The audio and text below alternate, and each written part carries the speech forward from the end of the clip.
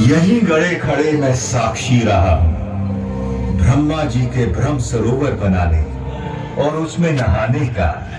यहीं से मैंने सन्निध सरोवर में 7 सरस्वतियों को समाहित होते अवलोकित किया है।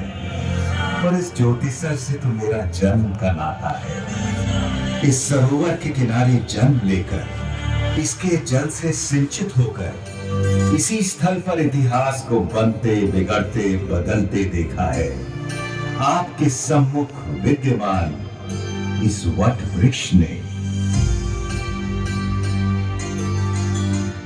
इस पुरातन पवित्र पावन ब्रह्मावर्त में मैंने वेदों को अवतरित होते और पुराणों को विरचित होते देखा है। फिर अष्टांग धर्म स्थापित करने वाले सत्यनिष्ठ दानी दयालु प्रतापी राजा कुरु के समय मैंने इस क्षेत्र, इस धर्म क्षेत्र को कुरुक्षेत्र कहलाते भी देखा है। भरत कुल और कुरु वंश के वंशज राजा कुरु का समय ऋग्वेद का काल कहलाता था, जब आर्यों के इसी उत्तर वेदी ब्रह्म वेदी आर्याना में अपौरुषेय वेदों का अवतरण हुआ। इस पवित्र भूमि ब्रह्मावर्त में मैंने सहस्त्राधिक हवन कुंडों की यज्ञाग्नि में मंत्रोच्चार के साथ होत्र की समिधा पढ़ते और पूरी धरती को सुगंधित धूम्र से सुवासित होते भी देखा है। फिर कुरुराज के प्रपौत्रों कौरवों और पांडवों के समय मैंने इसी कुरुक्षेत्र को युद्ध क्षेत्र में बदलते देखा है। केवल 5 पद तो मांगे थे पांडु पुत्रों ने, पानीपत, सोनीपत, बागपत, तिलपत और इंद्रपत। पर जब 5 गांव देने से भी मना कर दिया धृतराष्ट्र के पुत्रों ने, तो युद्ध अवश्यम भावी हो गया था। एक ऐसा युद्ध जिसने एक वंश, एक नगर, एक राज्य, एक राजधानी, एक देश, एक संस्कृति, एक युग नहीं, पूरे भारतवर्ष को महाभारत नाम की रक्त रंजित मृत्यु और महानाश के मुख में धकेल दिया था।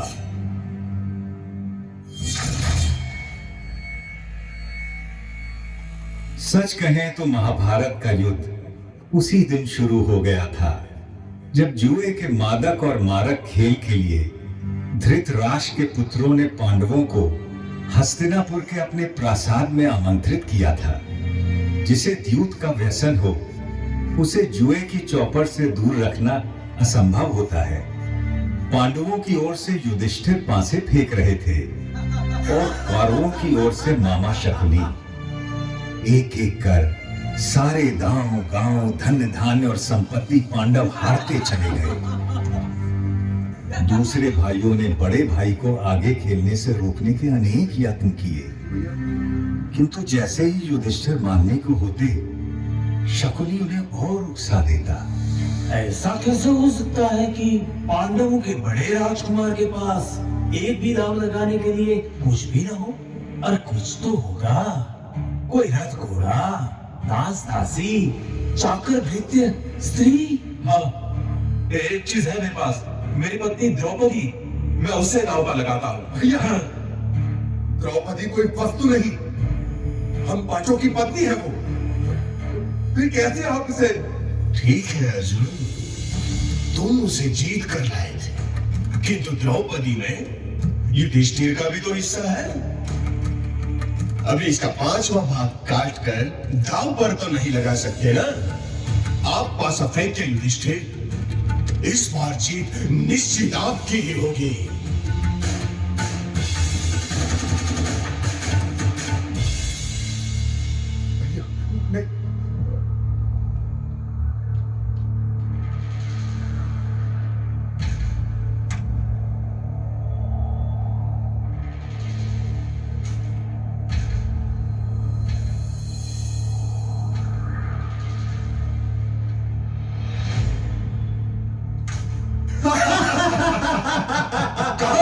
दासी द्रौपदी, सुशासन, उसे इस दरबार में ले आओ। दुनिया तो देखे कि मैंने आज क्या जीता है।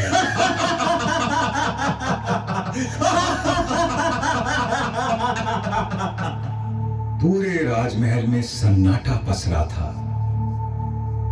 और उस नीरव मौन में केवल सुयोधन का अट्टहास गूंज रहा था। इधर सुशासन द्रौपदी को उसके केशों से घसीटता हुआ दरबार के बीचों बीच ले आया था।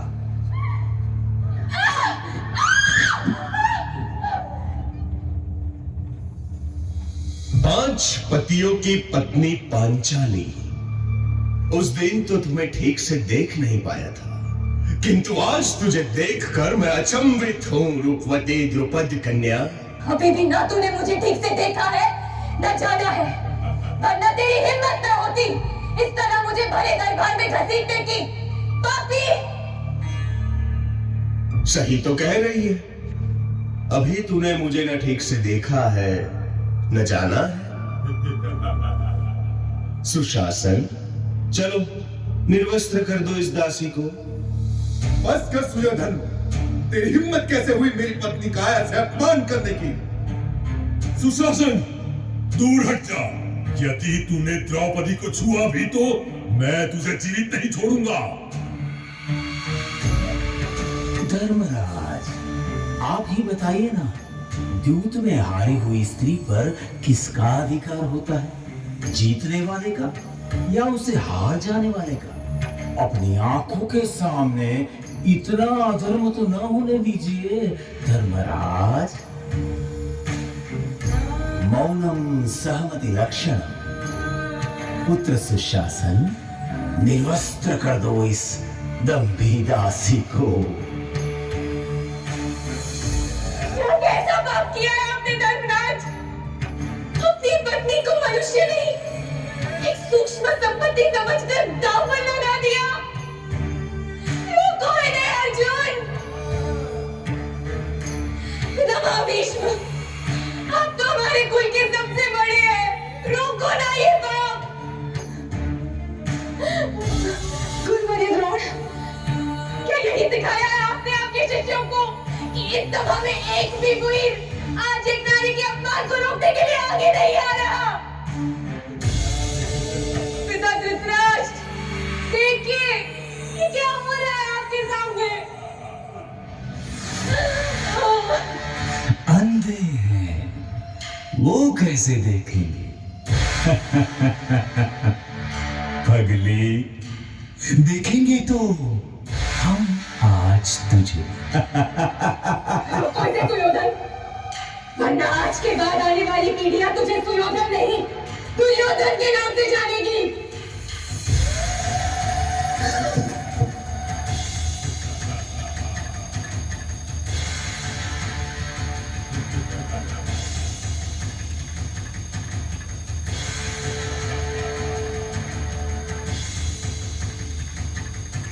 हे सखा, हे कृष्ण, हे कन्हैया, कोई बचा सकता है लाज अपनी इस सखी की। शंख चक्र गदा पाणि द्वारिका निलयाच्युत गोविंद पुंडरीकाक्ष रक्ष मां शरणागतम्। हा कृष्ण द्वारिकावासिन् वासि यादव नन्दन इमामवस्थां सम्प्राप्तम् अनाथामि उपेक्षसे।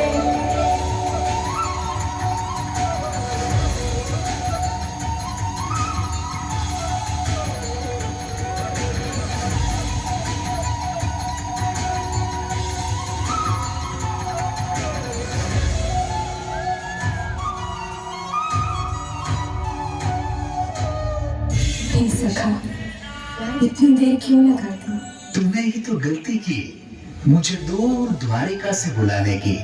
यदि तू कहती मेरे मन बसिया कृष्ण, तो मैं तो तेरे पास ही था, तेरे साथ ही था, तुझ में ही था सखी।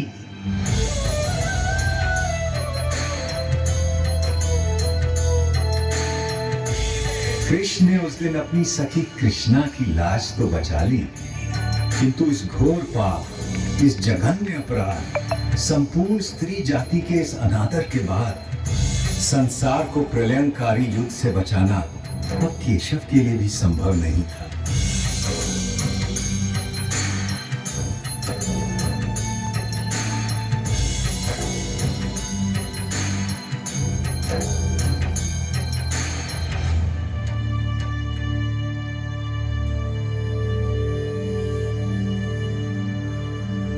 कुरुक्षेत्र को युद्ध क्षेत्र बनाने की तैयारी में तमाम जंगल जलाए जाने लगे, पेड़ काटे जाने लगे। सौभाग्य से पता नहीं कैसे मैं उस दिन बच गया, या दुर्भाग्य से, क्योंकि अगले 18 दिनों में जो नरसंहार, जो रक्तपात, जो छल बल, जो नृशंस हत्याएं, जो मूल्यों का हनन, जो मानवता का पशुवत चेहरा मैंने देखा, उससे अच्छा था कि मुझे भी काट डाला गया होता या जला दिया गया होता।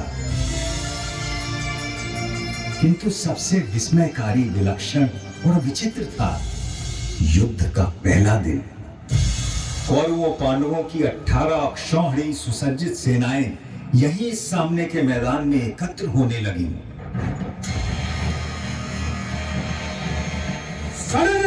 खड़क खड़क बरछों की चमक चमक, बाणों की किरणों में भालों की धमक धमक धमक।